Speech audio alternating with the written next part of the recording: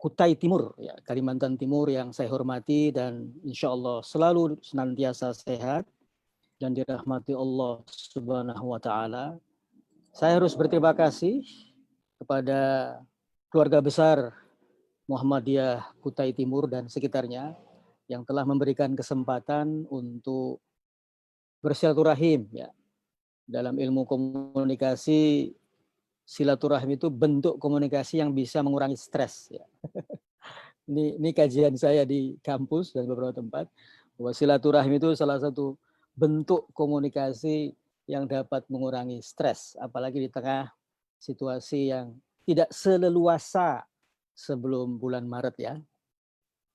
Mudah-mudahan silaturahim ini Bapak dan Ibu sekalian serta saudara-saudari, adik-adik sekalian bisa menjadi tanda kita selalu bersyukur kepada Allah Subhanahu wa Ta'ala. Tadi sudah disinggung oleh Bapak Ketua PDM, Pak Syafruddin, bahwa salah satu tips untuk tetap istiqomah menjalani hidup ini adalah dengan terus-menerus bersyukur. Kenapa terus-menerus? Karena nikmat Allah juga tidak pernah berhenti datang kepada kita. Seperti aliran listrik ke rumah kita.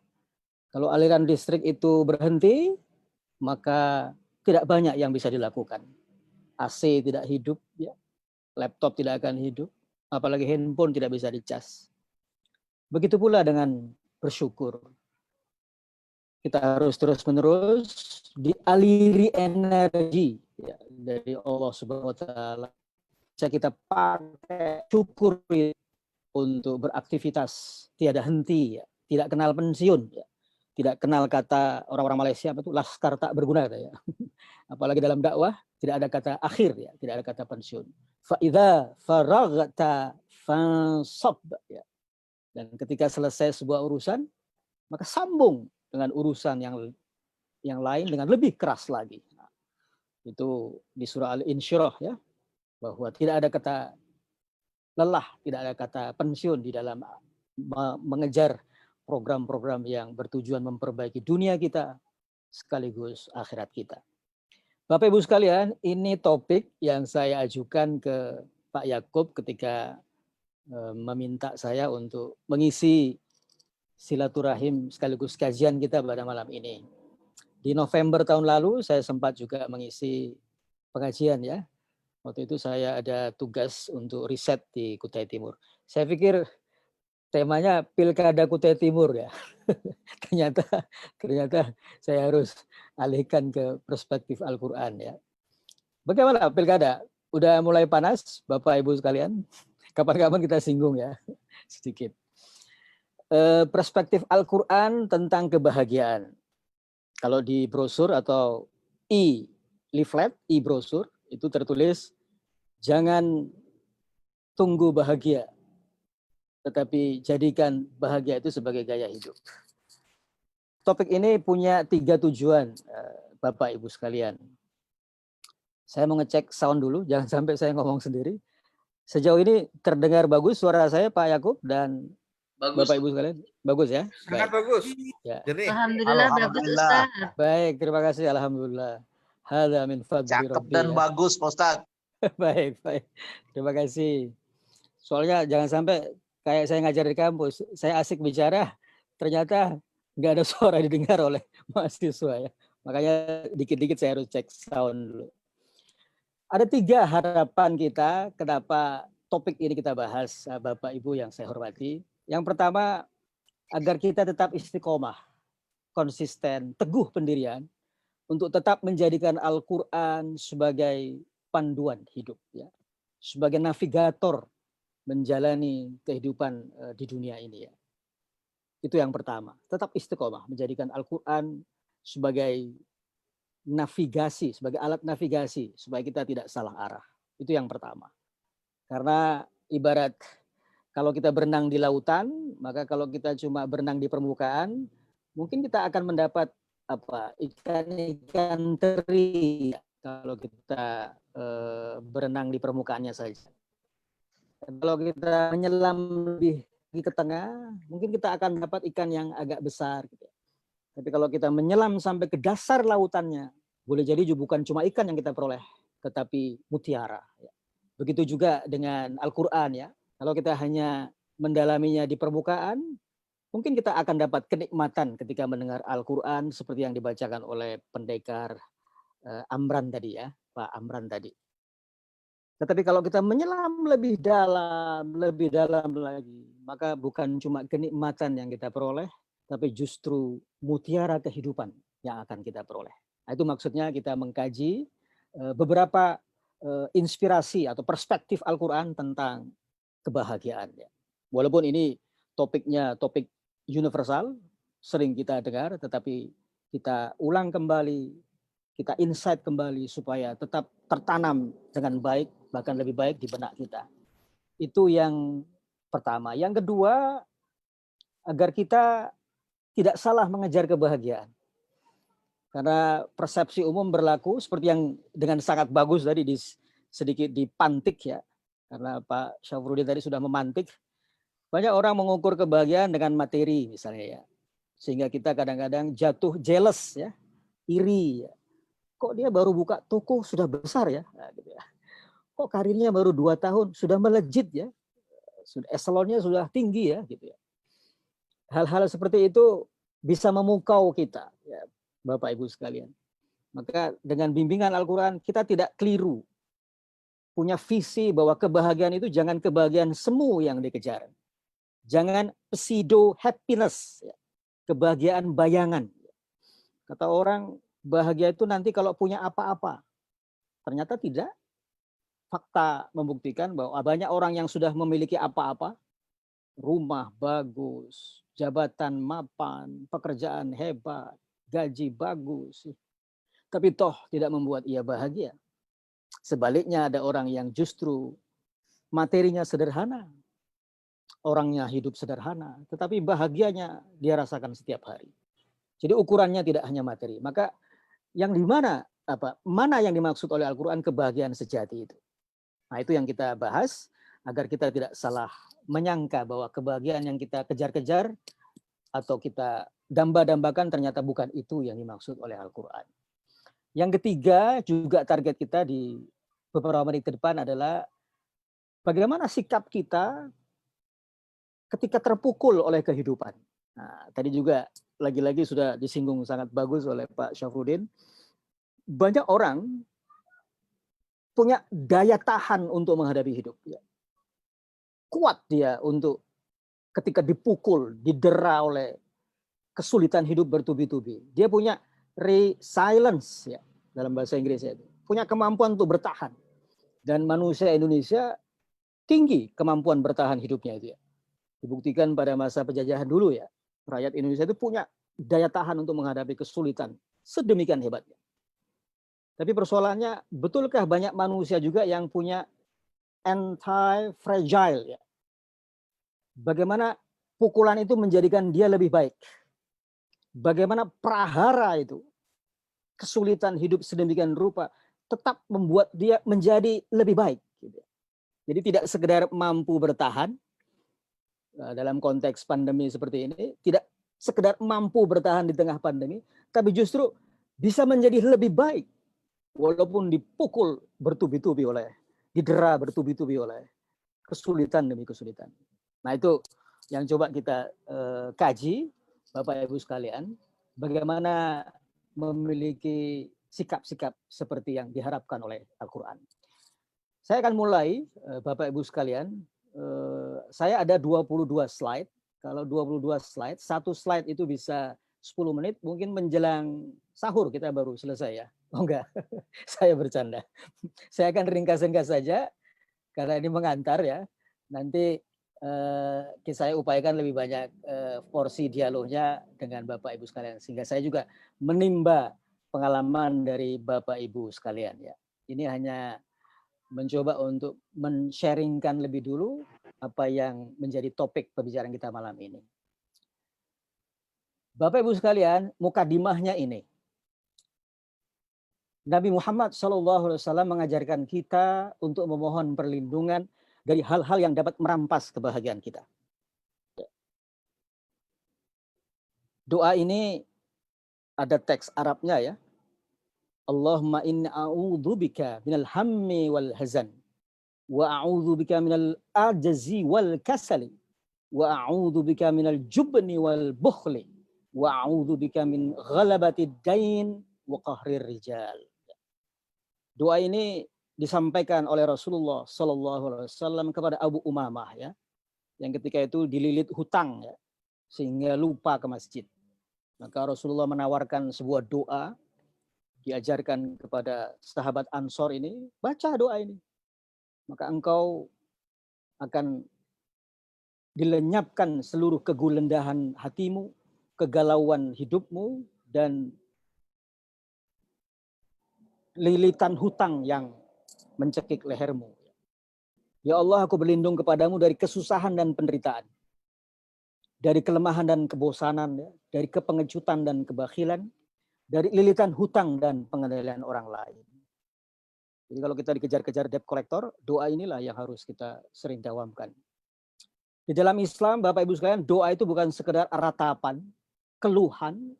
Doa itu orientasi. Supaya kita lebih memilih apa yang masuk dalam kategori doa yang dimaksud oleh doa tersebut. Seperti halnya misalnya doanya Nabi Ibrahim, Rabbi ja'alni muqimas salati wa min dzurriyyati.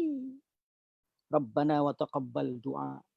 Ya Allah, jadikan aku dan keturunanku untuk orang-orang yang menjadi orang-orang yang selalu menegakkan sholat. Jadi doa itu bukan ratapan, bukan sekedar ratapan maksud saya.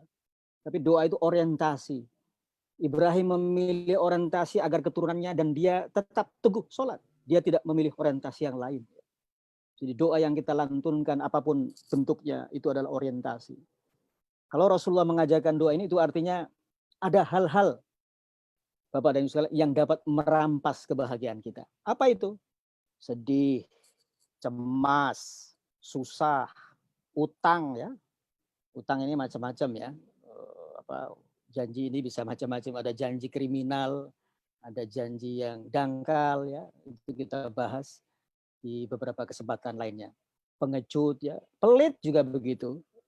Bapak Ibu sekalian, ini hal-hal yang dapat merampas kebahagiaan.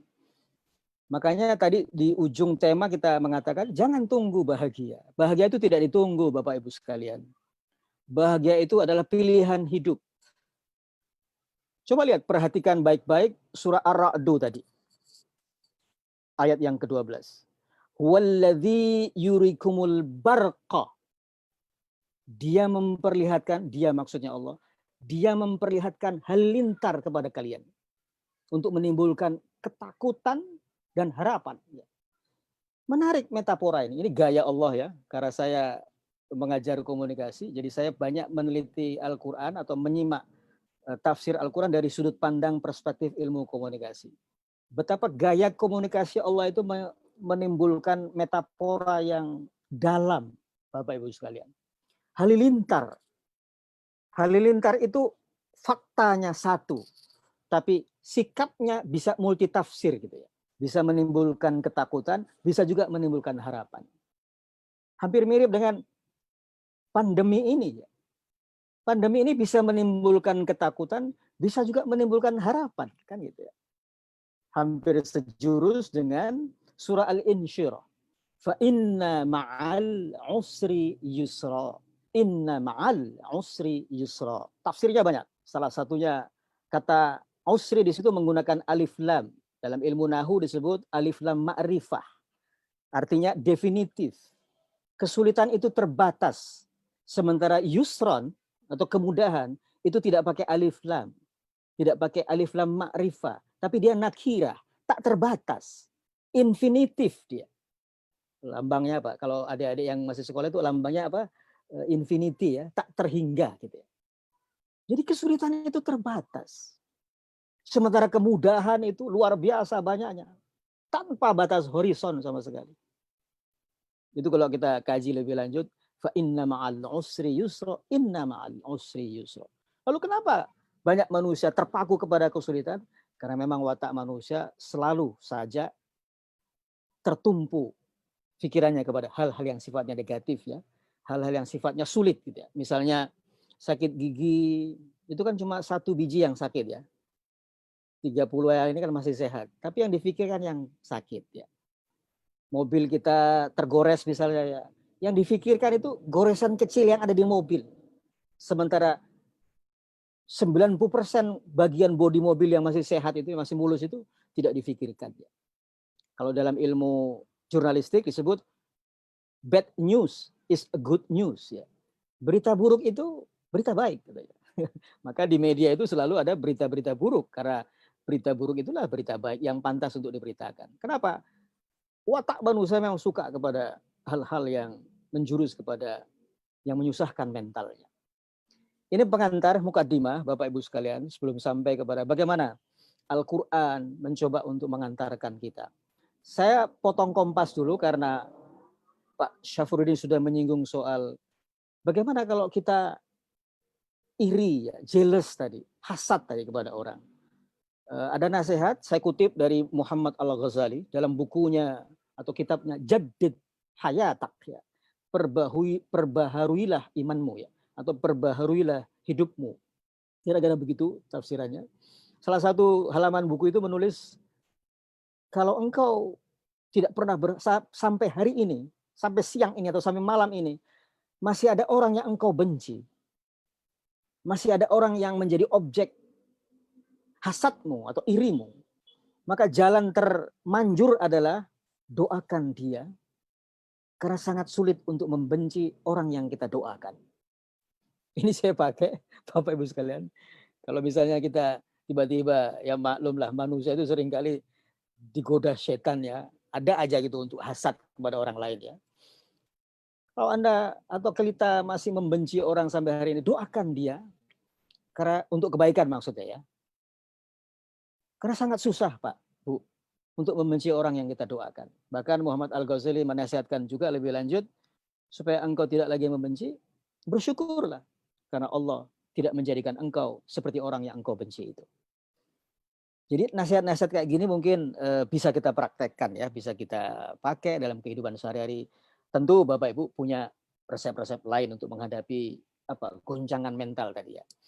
Menyangkut cemas Bapak Ibu sekalian, saya ingin membandingkannya antara riset ilmiah dengan Al-Quran. Hati-hati dengan perasaan cemas kita dan gundah kita. Cemas itu muncul karena terlalu dominan kita pikirkan masa lalu. Maaf, terbalik. Sedih itu muncul karena kita terlalu dominan memikirkan masa lalu. Tidak ada orang di muka bumi ini yang tidak punya masa lalu. Persoalannya berapa persen masa lalunya yang hitam dan berapa persen masa lalunya yang putih atau jernih maksudnya, ya. Semua orang punya masa lalu, Bapak Ibu sekalian. Demikian pula cemas itu muncul karena dominan difikirkan masa yang akan datang. Gimana ya nanti kalau saya belum pensiun tapi sudah di PHK di sebuah perusahaan misalnya, tapi anak-anak belum mahasiswa ini, belum kuliah ini. Cemas memikirkan masa depan. Jadi kalau 80% pikiran kita dominan memikirkan masa lalu, munculnya sedih. Tapi kalau 80% dominan memikirkan masa datang yang belum pasti, munculnya cemas.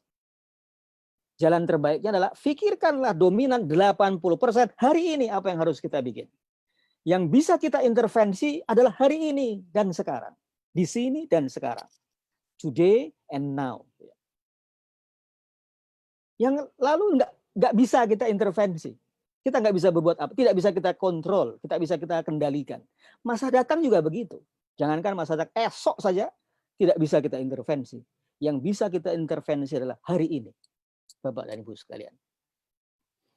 Jadi kalau 80% dominan masa lalu sedih, 80% dominan pikiran kita ke masa datang cemas. Mending dibalik 80% dominan memikirkan hari ini. 10% untuk masa lalu, 10% untuk masa datang. Untuk jaga-jaga, untuk antisipasi. Apa efeknya cemas dan sedih, Bapak Ibu sekalian? Riset ilmiah dunia kesehatan sudah membuktikan. Ya, salah satunya saya kutip satu saja. Di Amerika pernah diriset, sebuah universitas terkenal di Amerika, 174 eksekutif muda, pemimpin perusahaan, yang usianya rata-rata 44 tahun. Sepertiga di antara eksekutif muda itu menderita 3 macam penyakit. Dan 3 macam penyakit ini disebabkan oleh rasa cemas dan sedih yang akut, yang hebat, ya. Penyakit itu adalah jantung, darah tinggi, dan MAH kronis. Jantung, darah tinggi, dan MAH kronis. Bapak Ibu mungkin pernah dengar istilah psikosomatis ya. Penyakit fisik yang disebabkan oleh gejala-gejala mental yang tidak sehat. Gitu ya. Pikiran, jiwa, entah itu depresi, stres, cemas, sedih. Ya. Ini baru saya kutipkan satu riset ilmiah saja. Banyak riset lain Bapak Ibu bisa browsing di internet. Jurnal terbaru pun mengatakan demikian. Apalagi riset yang di tengah-tengah pandemi dikeluarkan oleh WHO itu bahwa cemas itu menjadi pembunuh nomor 1 di Amerika sekarang ya. Di samping alkohol dan senjata api ya. Kalau dibukti di Al-Qur'annya kisah tentang Yakub alaihissalam yang sedih berlarut-larut karena kehilangan putranya tercinta Yusuf alaihissalam. Disebutkan oleh Al-Qur'an Yakub mengalami kebutaan, begitu ya. Karena sedih yang berlarut-larut, sedih yang mendalam. Walaupun nanti kelak Yakub akan bisa kembali melihat karena diberi mukjizat atau disembuhkan oleh Allah dengan mencium gamis Yusuf alaihissalam. Dua bukti ini membuktikan, dua fakta ini maksud saya membuktikan baik riset ilmiah maupun Al-Quran. Kalau Al-Quran tidak mungkin keliru karena dia sempurna. Kalau riset boleh jadi bisa kurang, boleh jadi bisa benar. Bahwa cemas berlarut-larut, sedih berlarut-larut bisa mempengaruhi daya tahan tubuh. Makanya nasihat para dokter yang ada di Indonesia ini kan di masa pandemi ini jangan banyak-banyak stres katanya. Stres tidak bisa hilang, tapi dikurangi bisa. Stres tidak bisa hilang, tapi dikurangi bisa. Nah bagaimana itu? Kita telusuri bagaimana jurus tips Al-Quran mengikuti petunjuk Rasulullah SAW yang tadi disebutkan di doa ini ya. Saya berharap Bapak Ibu sudah hafal doa ini bahkan mendawamkannya keseharian ya. Bapak Ibu dengar ada seni Betawi lewat di depan rumah saya ya. Itu namanya ondel-ondel. Kalau tengah malam begini dia suka lewat. Baik, semoga suaranya tidak sampai sana ya. Bahkan ada doa yang diajarkan juga yang sering kita baca ya. Allahumma ja'al awwala hadan nahari solahan wa awsatahu falahan wa akhirahu najahan as'aluka khairad dunya wal akhirati ya arhamar rahimin. Ya Allah jadikan awal hari ini kebaikan, pertengahannya siang-siang itu ya, keberuntungan, dan akhirnya nanti di malam hari adalah najahan, keberhasilan. Aku mohon kepadamu kebaikan dunia dan kebaikan di akhirat, wahai yang maha pengasih dari segala yang pengasih. Doa ini deklarasi agar hari-hari kita selalu diawali dengan kebaikan, pertengahannya keberuntungan, dan ujungnya nanti sebelum kita tidur adalah keberhasilan. Luar biasa ya motivasi dari Rasulullah SAW kepada orang mukmin. Makanya Muhammad Al-Ghazali bertanya Bapak Ibu sekalian, mustahil seorang mukmin itu cemas.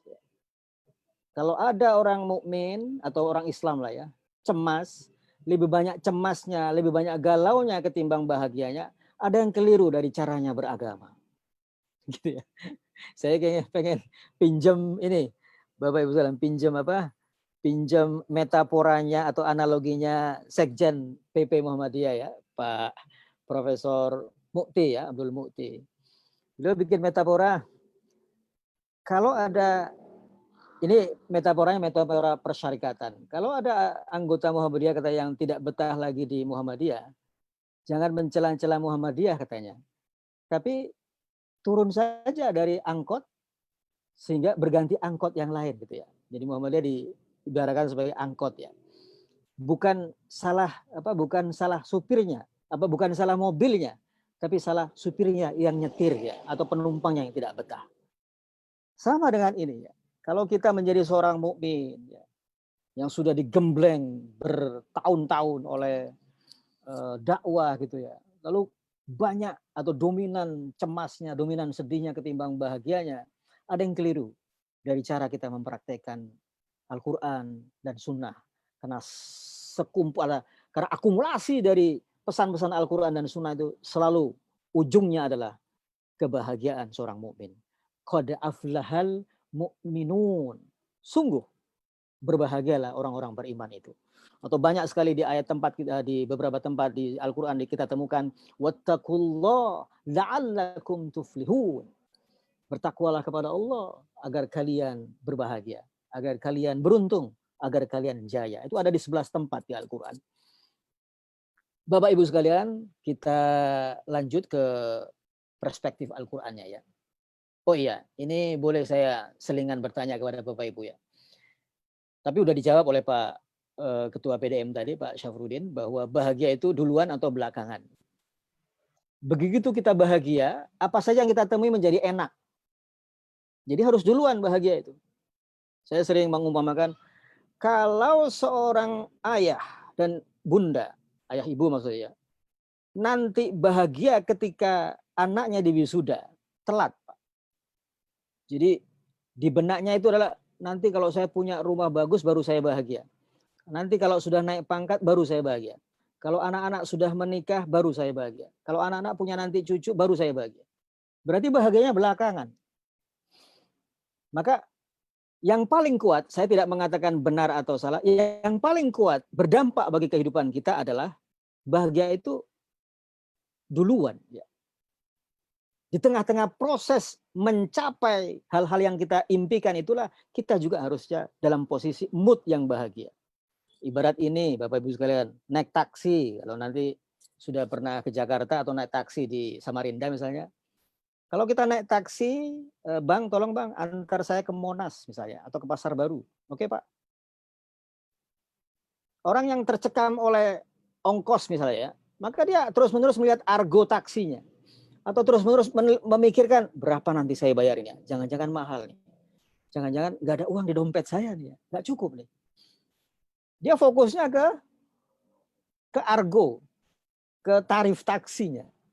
Dia tidak sempat menikmati pemandangan kiri kanan sepanjang jalanan. Jadi yang saya maksudkan adalah proses mencapai sesuatu, impian-impian kita itu sama pentingnya ketika kita sampai di puncak. Nah, bicara puncak misalnya. Proses menuju puncak harusnya sama bahagianya ketika kita sudah tiba di puncak gunung. Betapa membazirnya hidup kalau kita memimpikan bahwa nanti saya bahagia kalau A, nanti bahagia nanti kalau B. Setelah mencapai sesuatu baru bahagia. Telat, terlambat, too late, sangat telat. Maka gaya hidup yang kuat Bapak Ibu sekalian, yang mempengaruhi produktivitas kita, tidak kenal lelah bekerja misalnya, energi tidak habis-habisnya, tidak ngedrop. Kita ini kan badan Bapak Ibu sekalian ya, gampang ngedrop ya. Yang membuat ngedrop apa? Emosi Bapak Ibu sekalian. Emosi yang saya maksud bukan emosi yang marah ya. Emosi negatif. Itu yang membuat kita gampang ngedrop. Fisik gampang capek. Saya baca buku judulnya Ikigai Bapak Ibu sekalian. Tentang orang-orang Jepang yang usianya sampai 110 tahun. 111 tahun. Saya baca-baca ternyata salah satu resep mereka adalah banyak bersyukur katanya. Jadi usia panjang juga ditentukan oleh bersyukur. Bahkan yang kedua saya baca silaturahim katanya. Punya banyak teman yang membantu menyehatkan mental. Ya, di Jakarta ada istilah sekarang itu Bapak Ibu sekalian emak-emak gibah ya. Emak-emak gibah katanya. Dikit-dikit ngomongin orang, dikit-dikit ngomongin orang. Bahkan bukan cuma di kafe-kafe atau resto-resto. Masjid kadang-kadang di teras masjid orang sudah bergibah lagi ya. Sehingga ada pertanyaan anak-anak itu, saya nggak mau ke masjid lagi kenapa? Yang dibicarakan bukan pembicaraan-pembicaraan yang positif katanya. Jadi emosi yang membuat kita gampang ngedrop. Begitu bahagia, tumpukan cucian bisa beres nggak Ibu? Ini saya tanya ke ibu-ibu. Tapi kalau mood kita mood sebel, mood benci, tumpukan cucian di dapur bisa beres nggak? Banyak hal bisa selesai Bapak Ibu sekalian dengan mood yang bahagia. Apalagi dakwah, apalagi mengurus Muhammadiyah, apalagi mengurus warga Muhammadiyah. Ada pepatah itu Jadi pemimpin Muhammadiyah ini, pengurus Muhammadiyah ini banyakkan mengurus pengurusnya atau ngurus warganya nih ya. Jadi untuk ngecek apakah organisasi baik di ranting, di cabang, di daerah ataupun di wilayah itu sehat atau tidak, berapa porsi pengurusnya ngurus pengurus atau berapa porsi pengurusnya ngurus warga atau program-program gitu ya. Kalau pengurus masih ngurusin pengurusnya berarti ada tanda-tanda untuk dievaluasi gitu ya, Bapak Ibu sekalian. Sebaliknya begitu hati terbakar, jiwa kita membara. Pikiran kita penuh dengan hal-hal negatif.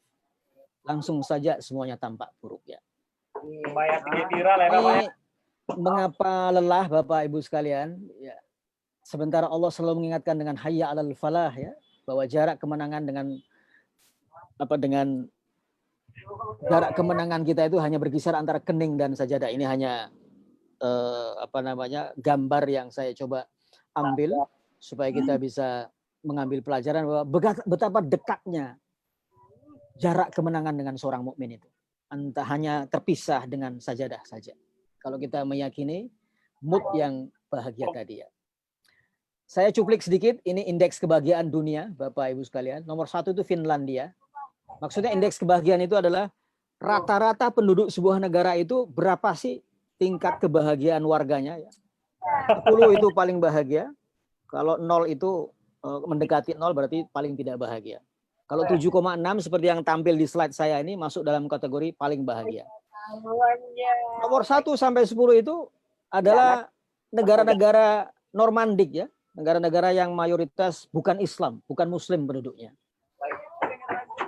Yang ingin saya tunjukkan adalah kontras data berikut ini, Bapak Ibu sekalian. Misalnya, berapakah negara-negara Muslim ya?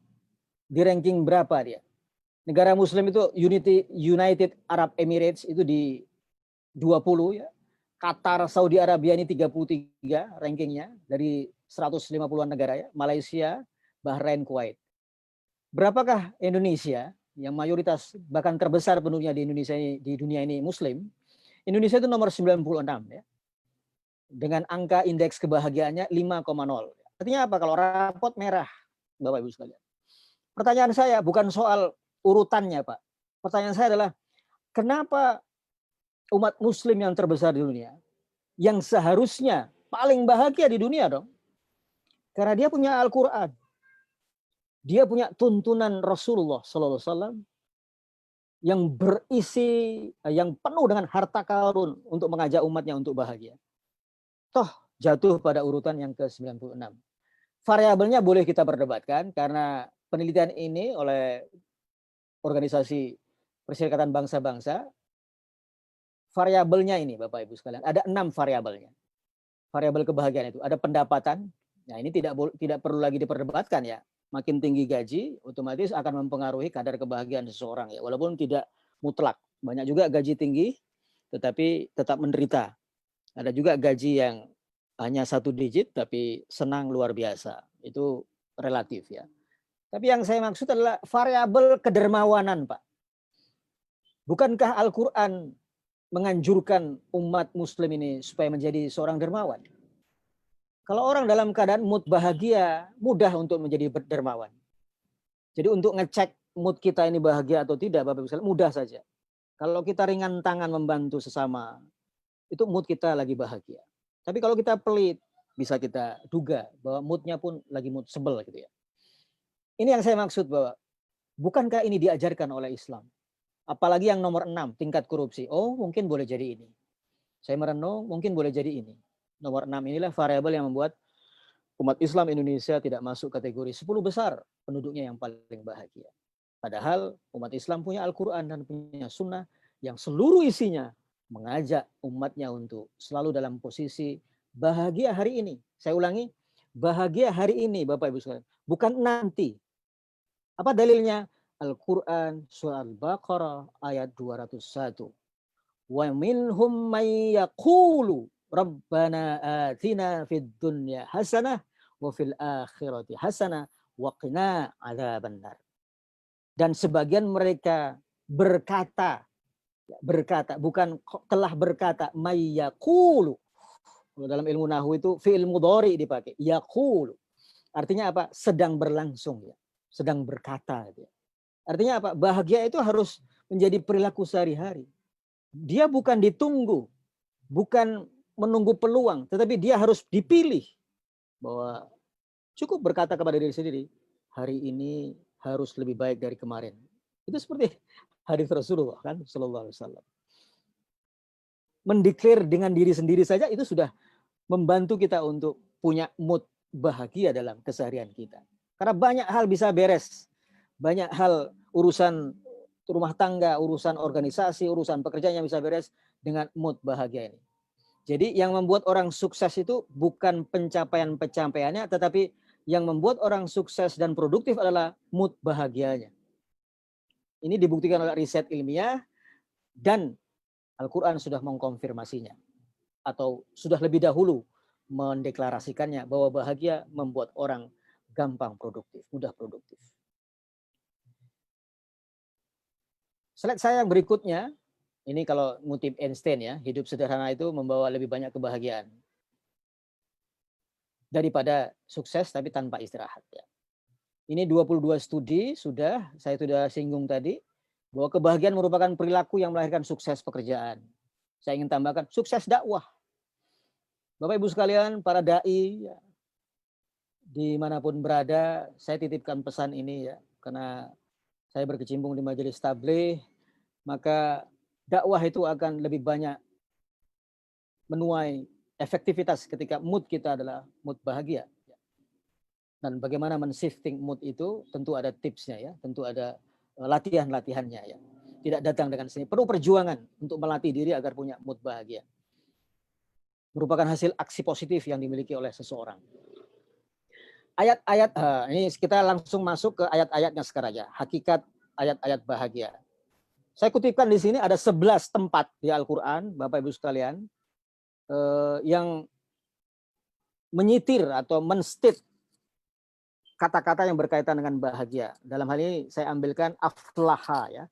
Yang paling mendekati makna bahagia itu di dalam Al-Quran adalah kata aflaha. Seperti yang di surah Al-Mu'minun ayat yang pertama.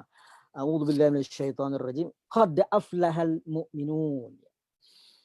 Sungguh ya, beruntunglah orang-orang yang beriman itu. Alladzina hum fi salatihim khashi'un ya gitu. Yaitu orang-orang yang khusyuk di dalam salatnya. Sesimpel itu bahagia di dalam Islam ya. Makanya tadi saya sitir di awal agak menjadi pertanyaan kalau ada seorang mukmin yang mood bahagianya lebih sedikit ketimbang mood sebelnya atau mood negatifnya ya.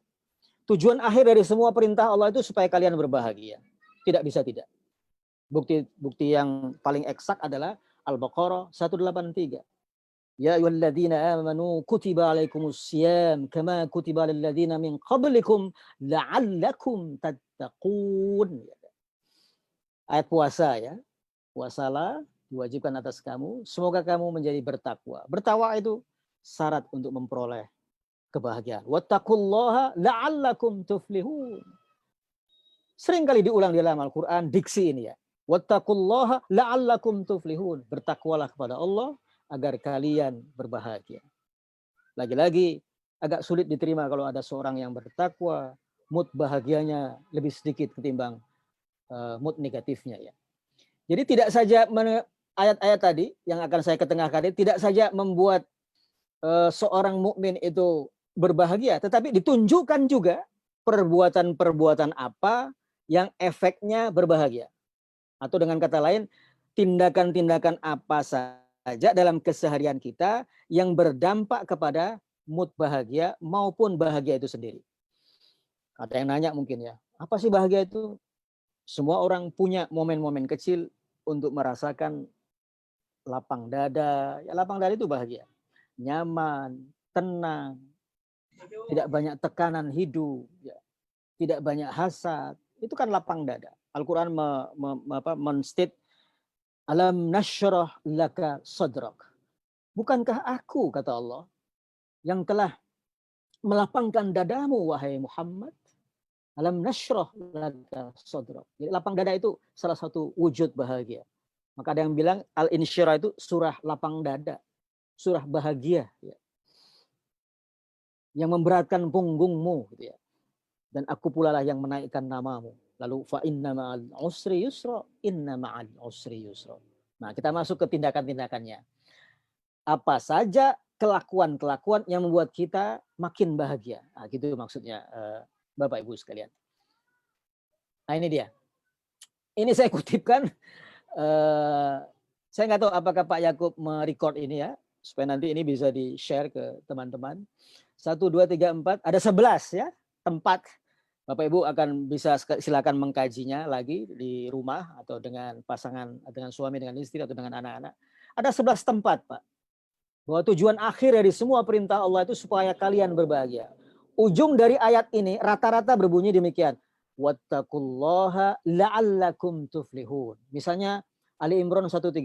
Ya ayyuhalladzina amanu la ta'kulur riba adha'afan mudha'afa wattaqullaha la'allakum tuflihun. Wahai orang-orang yang beriman, janganlah engkau memakan riba yang berlipat ganda. Bertakwalah kepada Allah agar kalian berbahagia.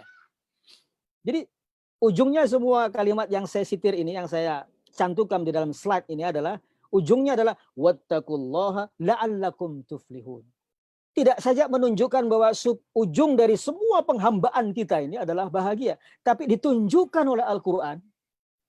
Demikian sayangnya Allah kepada kita. Ditunjukkan perbuatan-perbuatan, kelakuan-kelakuan, sikap-sikap yang membuat si pelakunya memetik kebahagiaan. Apa itu? Contohnya jangan makan riba, gitu kan. Itu eksak ya. Kalau orang yang dikejar-kejar debt collector, apa enaknya gitu kan. Kalau orang yang dikejar-kejar penagih hutang, apa enaknya gitu ya. Saya punya pengalaman dimintai tolong, Pak. Ada seorang katakanlah teman di waktu kita 10 tahun lalu, tiba-tiba minta tolong dong, pinjami saya 500.000.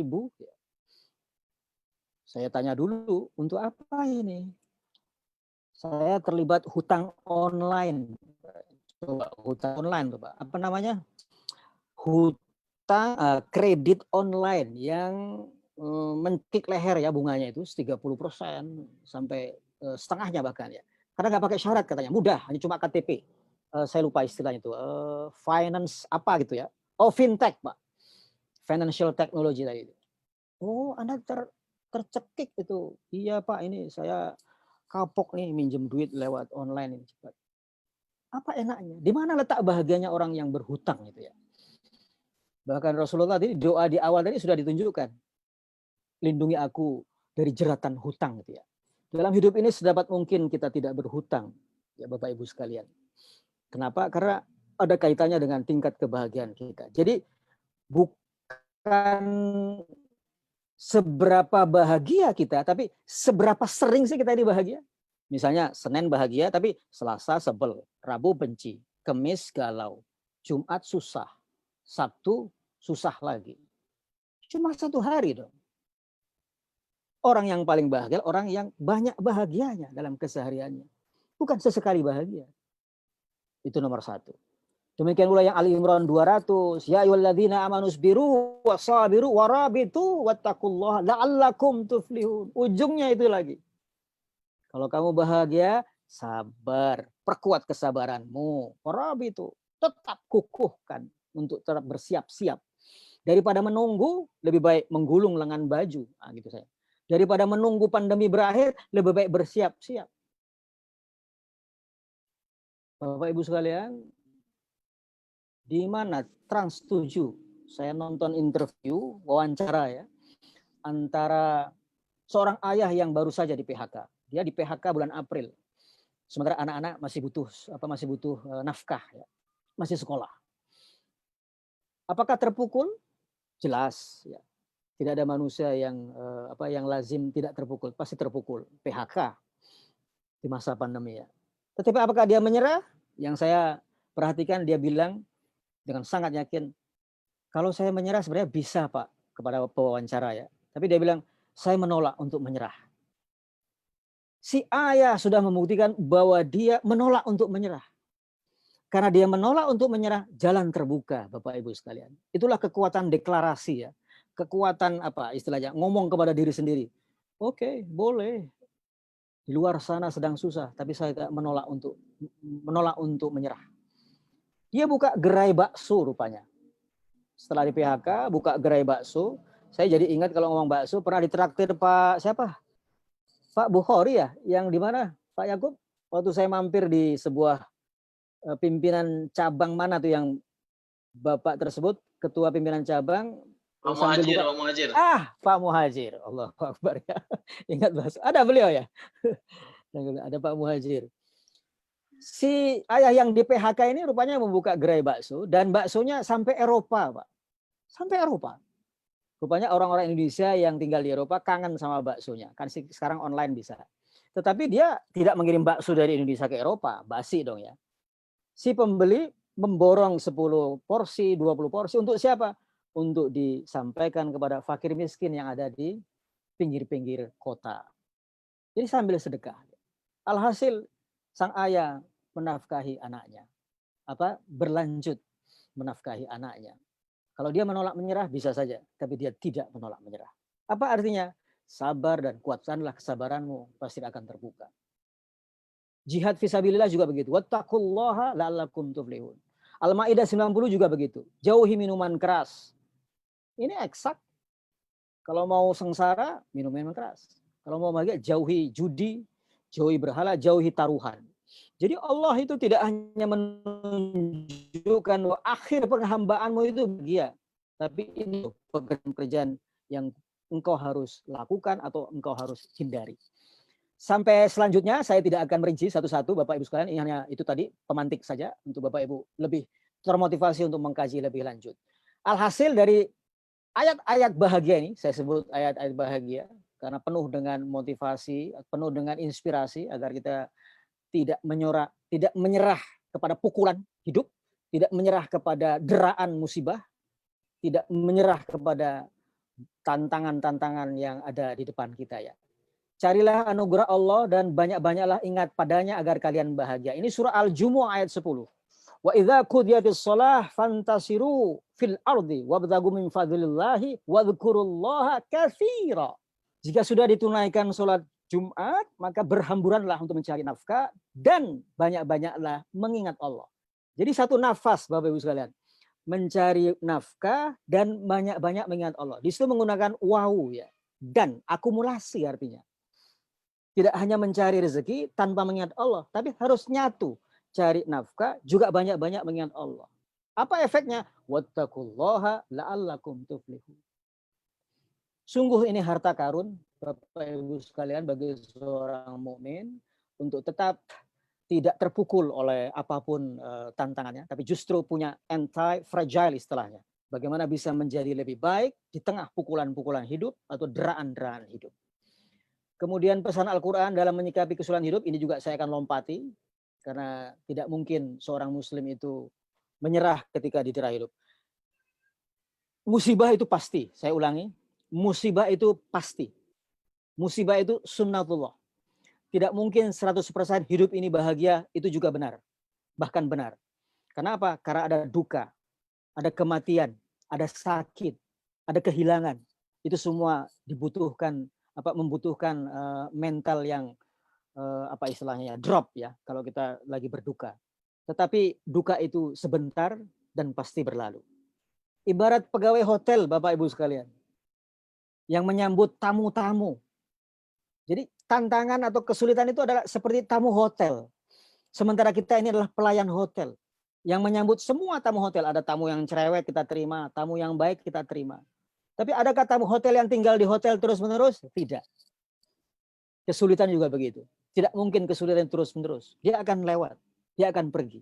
Persoalannya bagaimana menyikapi kesulitan itu agar kita tidak terpuruk, tidak terpukul, tapi menjadi lebih baik di tengah pukulan. Ada setitik derita di tengah belantara bahagia.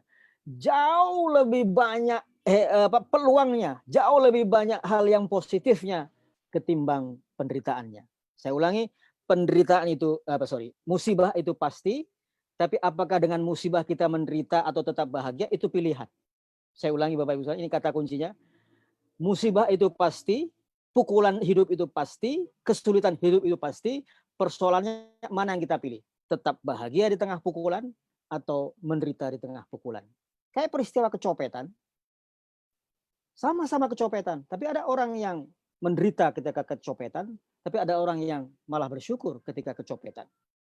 Banyak orang sakit, menderita ketika sakit, tapi orang yang sakit sambil bersyukur juga banyak.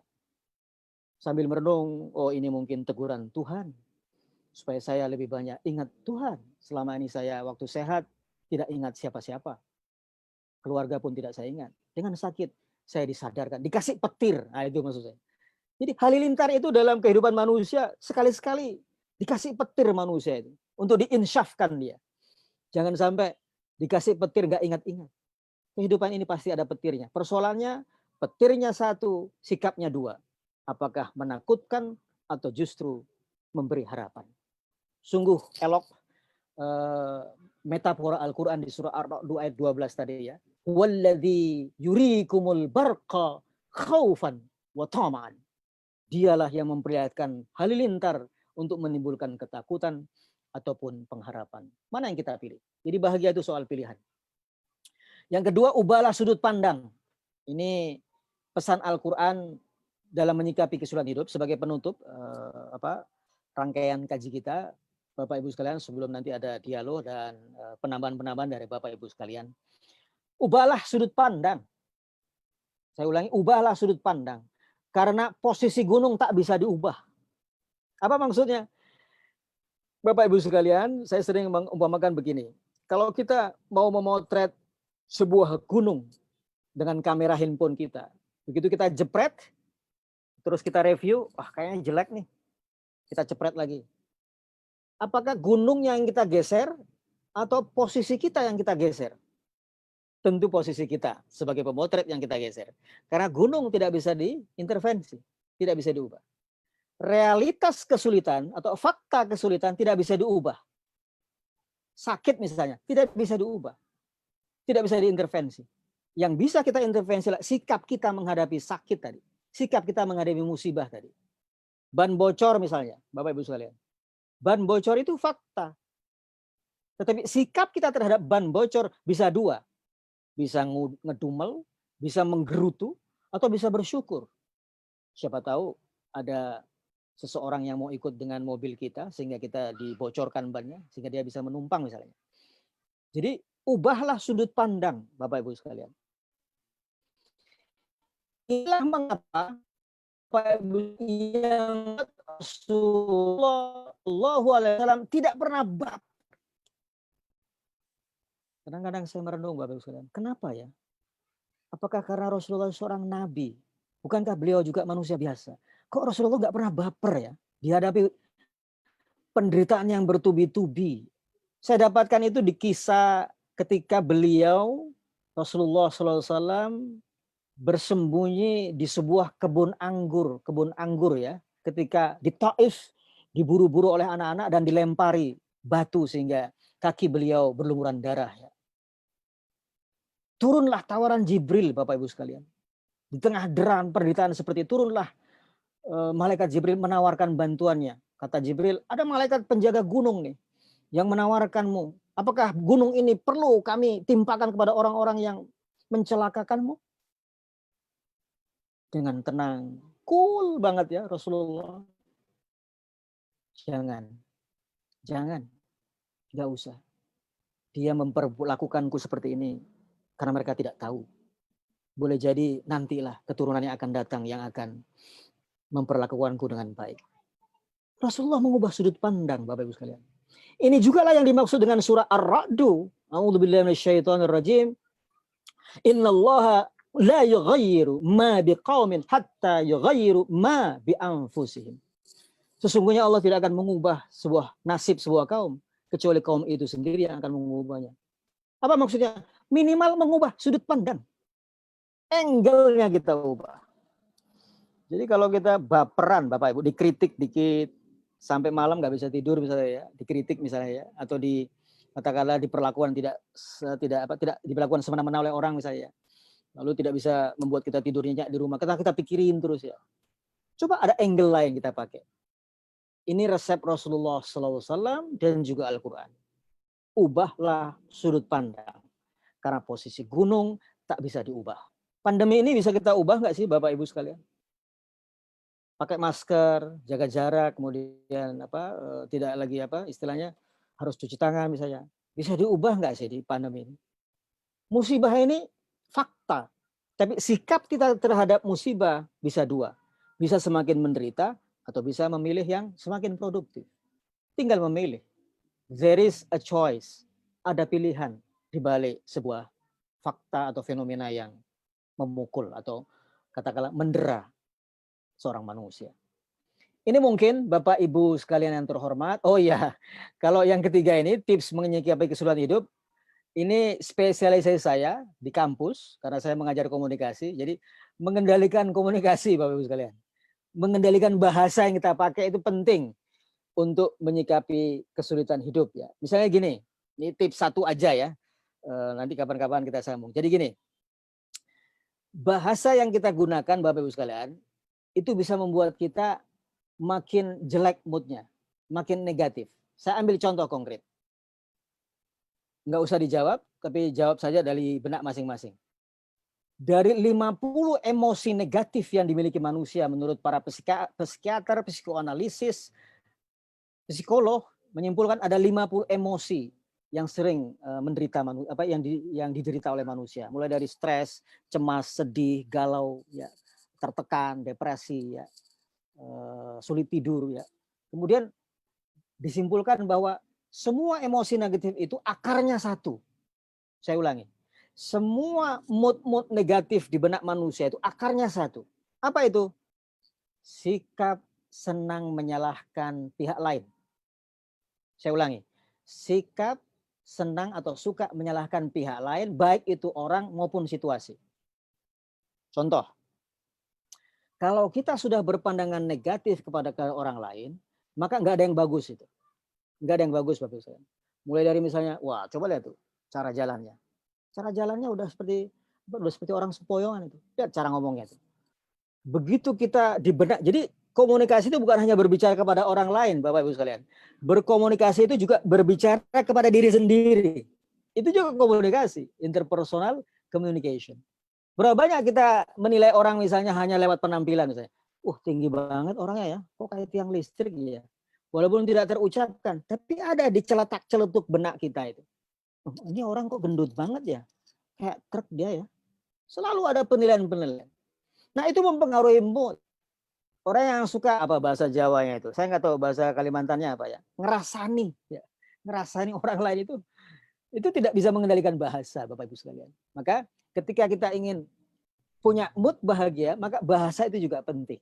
Karena bahasa itu mengandung muatan emosi atau mengandung muatan hal-hal baik dan hal-hal yang menyenangkan. Mungkin ada kesempatan lain nanti untuk mengelaborasi komunikasi ini. Akhirnya sebelum saya tutup Bapak Ibu sekalian, saya kutipkan sebuah terapi Masnawi ya dari Jalaluddin Rumi. Ini yang bagus sekali ini Masnawinya ya dari syair-syairnya Jalaluddin Rumi. Jalaluddin Rumi mengatakan begini.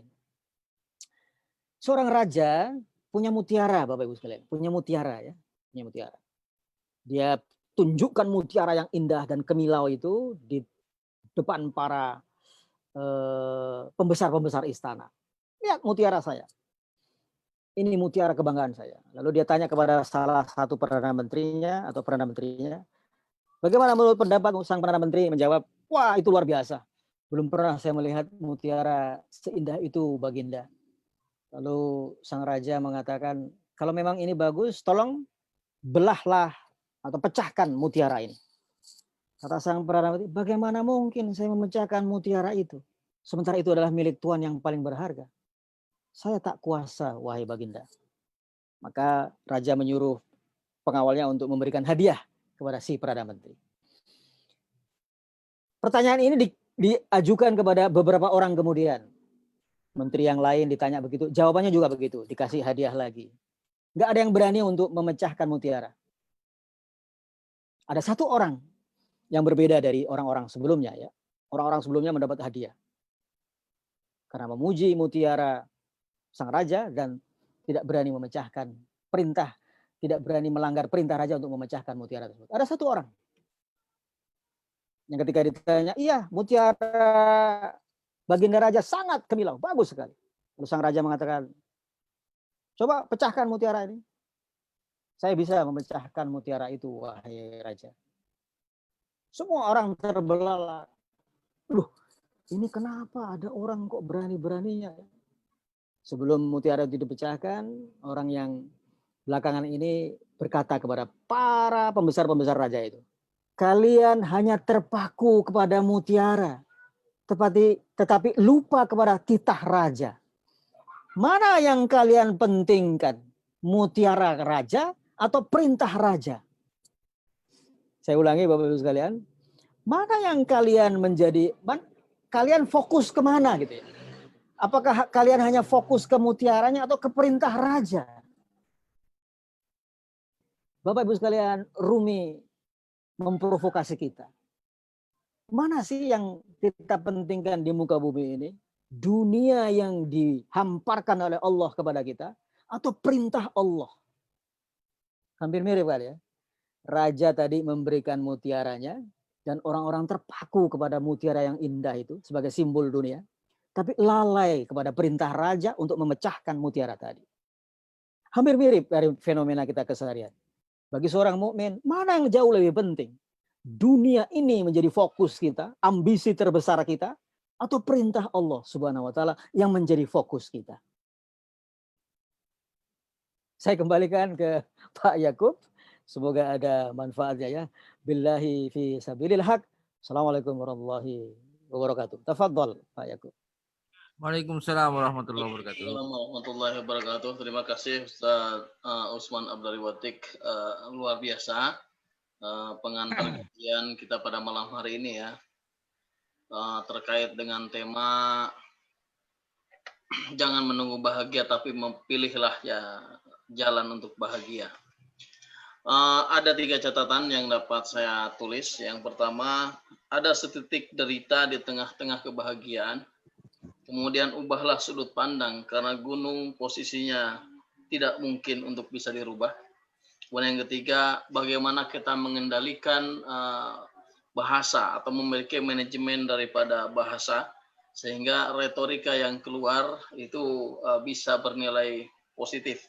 Karena setiap ucapan itu bisa bersudut pandang positif dan negatif.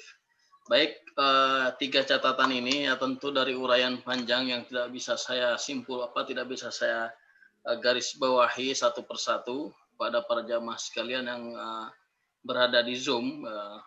Tentunya kami persilahkan apabila ingin ada yang didiskusikan, ditanyakan, atau mungkin tadi juga ada arahan jika ingin sharing atau menambahkan, dipersilahkan.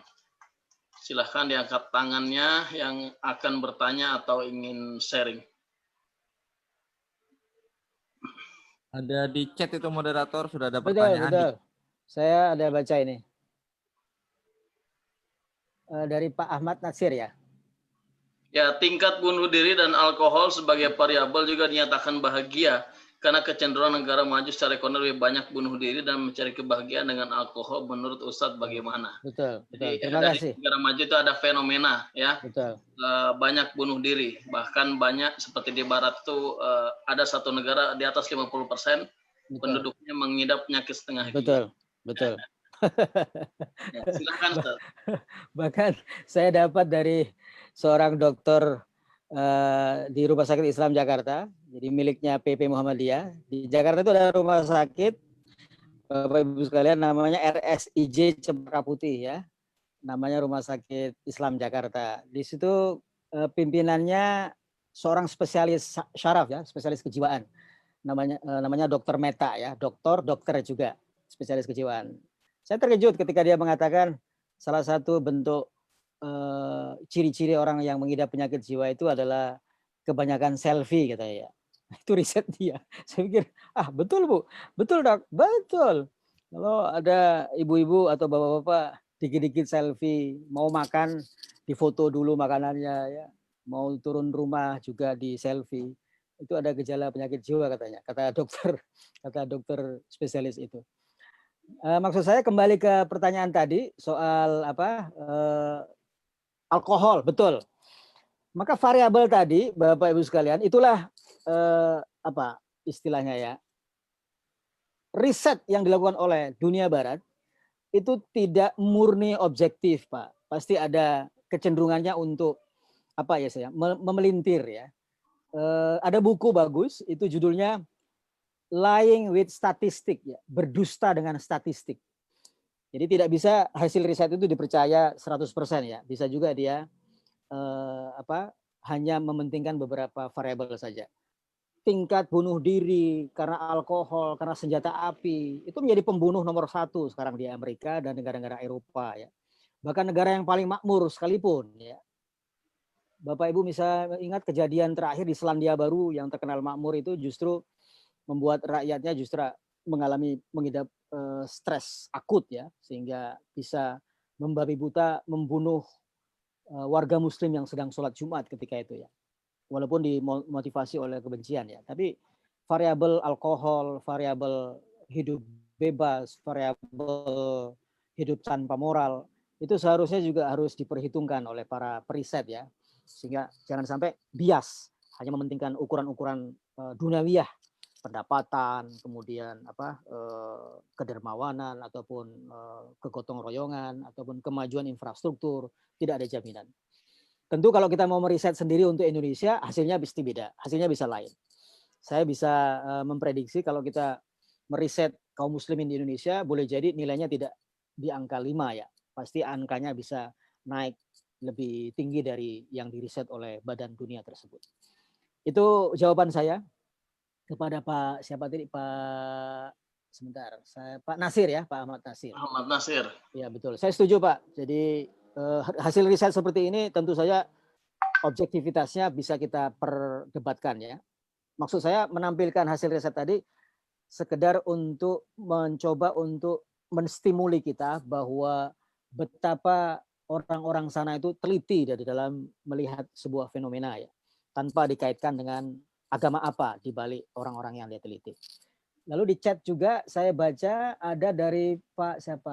Assalamualaikum, dari Pak Cak Nur ya. Di sini tulisnya. Iya, iya. Mohon materinya nanti dapat di-share. Oh ya, nanti ada saya share ke Pak Yakub. Itu yang ada di chat Pak Yakub untuk sementara. Terima kasih dari Pak Ahmad Nasir. Ya, masih ada yang lain untuk mengajukan pertanyaan, silahkan. Bisa dilambaikan tangannya. Raise hand ya, raise hand istilahnya. Ya, raise hand bisa. Ini Pak Yakub record tidak di sebagai host? Di record di Facebook. Ustaz. Oh, di Facebook ya, baik.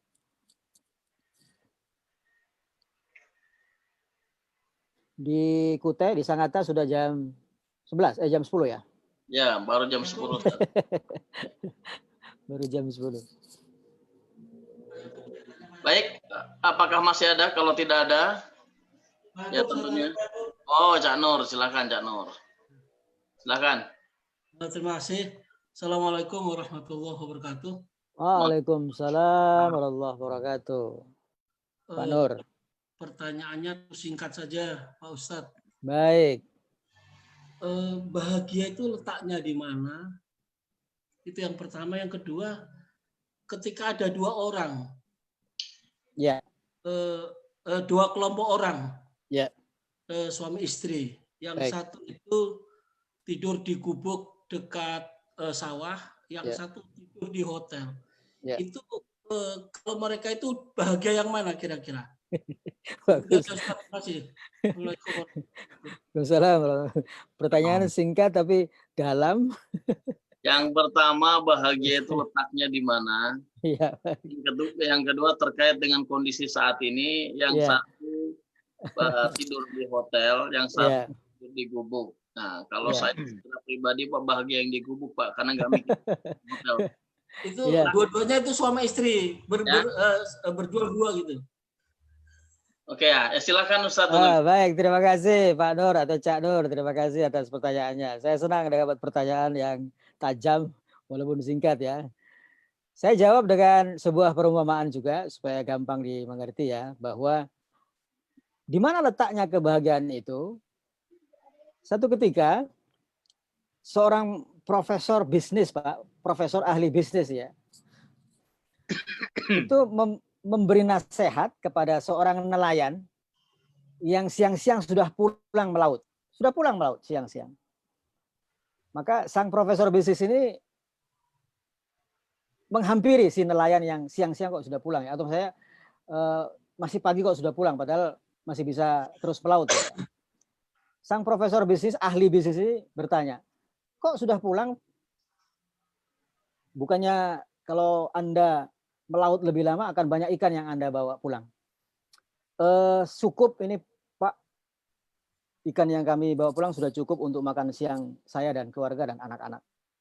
Gini, mau nggak saya kasih trik bisnis supaya Anda bisa lebih kaya dari yang sekarang? Kalau nanti Anda tidak hanya sekedar jadi nelayan, maka Anda nanti lama-lamaan akan punya kapal. Kalau sudah punya kapal, Anda bisa bisa jadi juragan ya. Bisa seperti Anda lakukan sekarang, Anda sudah pulang siang, bisa sore-sore berkumpul dengan keluarga, bisa tidur siang, bahkan malamnya bisa makan bersama gitu ya, bisa santai. Kalau Anda sudah punya duit banyak nanti, Anda tidak perlu melaut. Cukup di rumah saja. Perintah sana, perintah sini. Jadi bos, jadi juragan. Kata si profesor bisnis tadi. Nanti kalau Anda punya duit banyak, Anda kan beruntung. Rupanya profesor bisnis tidak menyiapkan pertanyaan terakhir. Seperti yang ditanya oleh Pak Cak Nur tadi. Apa kata nelayan? Nelayan nanya, oke Pak, kalau nanti saya sudah punya duit banyak, kira-kira duit banyak itu saya apakan ya? Profesor tidak bisa menjawab. Alih-alih mau menjawab yang benar, profesor menjawab seadanya. Kalau kamu sudah punya duit banyak, kamu bisa pulang cepat. Kamu bisa makan siang bersama keluargamu siang-siang, malam-malam bisa bercengkrama. Wah, kalau itu sih nggak perlu nunggu nanti, Pak. Sekarang saya sudah merasakan apa yang Bapak sarankan tadi. Jadi maksud saya, Pak Nur, bahagia itu terletak di momen-momen kecil yang membuat kita merasa nyaman, merasa tentram, merasa tidak dikuyo-kuyo, tidak diburu deadline misalnya, tidak diburu sifatnya yang membuat kita istilahnya itu terengah-engah mengejar dunia gitu ya. Jadi kebahagiaan letaknya memang di perasaan ya, di hati kita ini. Habis berdoa dengan khusyuk misalnya ada air mata yang menetes, itu momen bahagia bagi seseorang. Jadi bahagia itu letaknya di perasaan kita, di momen-momen kecil. Semua kita punya. Misalnya gini, apakah Pak Nur pernah merasakan momen bahagia misalnya melihat anak Pak Nur misalnya waktu kecil rajin sholat, atau dengar suara ngajinya itu yang lewat lidahnya yang masih keluh misalnya belum fasih betul, itu momen bahagia. Jadi momen-momen kecil itu kalau ditumpuk, kalau diakumulasi menjadi kebahagiaan Pak Nur. Semua orang punya, tidak boleh rata ya, semua orang punya. Apakah tidur di gubuk, ataukah tidur di hotel, atau tukang becak yang di Yogyakarta itu tidur nyenyak sambil mulutnya menganga misalnya ya, sambil ngiler misalnya ya, luar biasa nyenyak. Tapi ada orang yang tidur di hotel gelisah, harus minum pil dulu kan supaya dia bisa tidur. Jadi semua orang punya momen-momen kecil untuk merasakan lapang dada, Pak Nur ya. Entah itu dengan zikir, kalau kita kan dengan tuntunan Al-Qur'an begitu. Alladzina amanu tatma'innu qulubuhum bidzikrillah. Ala bidzikrillahi tatma'innul qulub. Jadi jawaban saya, bahagia itu terletak di sini, di perasaan kita. Habis sholat kita merasa lapang, itu bahagia. Jadi momen-momen kecil itulah yang kita pertahankan supaya makin banyak momen-momen itu yang membuat kita lebih berbahagia. Dan itu modal untuk produktif, Pak. Modal untuk tidak kenal kata pensiun. Berapapun usia kita, kalau PNS kan berapa? 59 pensiun ya. Nggak boleh PNS yang pensiun itu berhenti bekerja. Masih ada dakwah. Masih ada Masjid A.R. Fakhrudin. Betul ya Pak Yakub ya? Masjid A.R. Fakhrudin ya. Jangan sampai jamaah yang memakmurkan masjid. Tadi bagaimana Masjid A.R. Fakhrudin juga memakmurkan jamaahnya, kan gitu ya. Jadi sehingga tidak kenal kata pensiun, Pak. Nah, modalnya adalah tetap dalam mood bahagia. Momen-momen kecil itu dikumpul dari hari ke hari. Jangan ditunggu, harus diupayakan, harus diwujudkan ya. Jadi terletak di mana? Saya sudah jawab, mana enak tidur di gubuk. Kalau saya tidur di hotel, Pak. Dengan situasi yang bahagia kan gitu ya. Tapi waktu saya nginep di Masjid Sangkulirang, Pak, itu luar biasa nyenyaknya, Pak. Luar biasa nyenyaknya. Ada masjid di Sangkulirang kan untuk apa? Takmir ya, Pak Yakub ya, Pak Nur ya. Ya, Itu betul. walaupun cuma hanya kayak tidur muktamar gitu, hanya beralas tikar, alhamdulillah, Pak. Jadi terpulang kepada kita. Sebaliknya kalau tidur di rumah besar, kalau kita nggak enjoy juga akan kehilangan momen-momen kecil yang bahagia tadi. Itu respon saya, Pak Nur. Terima kasih atas pertanyaannya yang membuat saya belajar lebih banyak bahwa betul ya, momen-momen kecil itulah yang membuat kita bisa punya mood of happiness ya, mood of joy istilahnya. Saya kembalikan ke Pak Nur atau ke Pak Yakub. Oke, terima kasih Ustadz. Ya. Masih ada yang lain yang ingin bertanya? Saya pikir menarik ya untuk sebenarnya semakin dibahas semakin dalam, semakin menarik. Silahkan bagi yang lain yang ingin menyampaikan atau ingin bertanya. Bagaimana kita memilih bahagia tanpa menunggu kebahagiaan itu datang. Nah, ini jadi ini ya dibolak-balik saya pikir sama ya. Jadi Betul. ada beberapa catatan tadi yang sempat ini saya bacakan bahwa ada setitik derita di tengah kebahagiaan dan kita mengubah sudut pandang itu lebih penting ya. Karena gunung atau lembah itu tidak mungkin dapat diubah ya. Dan bagaimana kita bersikap dengan menyikapi itu dengan manajemen bahasa kita yang tentu akan berefek positif dan negatif ya. Saya kira mungkin demikian. Apabila tidak ada yang ditanyakan lagi ya, saya selaku host waktu menunjukkan pukul 10:09 waktu Indonesia Tengah ya, di Jakarta masih jam 9 Ustaz. Saya kira mungkin Ustadz Usman bisa closing statement terlebih dahulu. Baik. Terima kasih. Bapak Ibu sekalian yang terhormat, saya berterima kasih atas kesempatan ini. Untuk closing statement ini saya kutipkan sabda Rasulullah Sallallahu Alaihi Wasallam ya. Ahabbul ibadi ilallahi ta'ala anfa'un nasi linnas wa afdalul a'mali idkhalus sururi ala qalbil mu'min yatrudu anhu ju'an aw yakshifu anhu kurban aw yaqdilahu dainan. Kata Rasulullah, manusia yang paling dicintai Allah Ta'ala ialah manusia yang paling bermanfaat bagi manusia yang lain. Amal yang paling utama ialah memasukkan rasa bahagia ke dalam hati orang yang beriman. Saya ulangi, amal yang paling utama ialah memasukkan rasa bahagia ke dalam hati orang yang beriman. Mengenyangkan yang lapar dan melepaskan kesulitan serta membayarkan hutang-hutangnya. Jadi ada 4 amal yang paling utama. Memasukkan rasa bahagia ke dalam hati orang mukmin, mengenyangkan yang lapar, melepaskan kesulitannya, dan mengenyangkan atau membayarkan hutangnya. Di sini tidak dikatakan orang beriman orang yang lain, tapi orang beriman di sini boleh jadi adalah diri kita sendiri. Kita bahagiakan diri kita sendiri dulu, baru bisa membahagiakan orang lain. Kita tidak bisa memberi kalau kita tidak punya. Miliki dulu kebahagiaan kita, baru kita bisa bagikan ke orang lain. Itu Pak Yakub, closing statement saya. Terima kasih. Terima kasih pada Ustadz Usman Abdaliwatik ya. Beliau adalah dosen dari Universitas Profesor Dr. Hamka atau Hamka dan juga anggota Majelis Tabligh PP Muhammadiyah ya. Dan kita tentu mengapresiasi dan berterima kasih sebesar-besarnya atas kesediaan waktu beliau untuk memberikan pencerahan kepada kita semua. Nah, sama-sama Pak. Dan saya selaku host yang mengatur lalu lintas komunikasi pada kajian ini, apabila ada sesuatu yang kurang berkenan baik disengaja maupun tidak disengaja, saya mohon maaf yang sebesar-besarnya.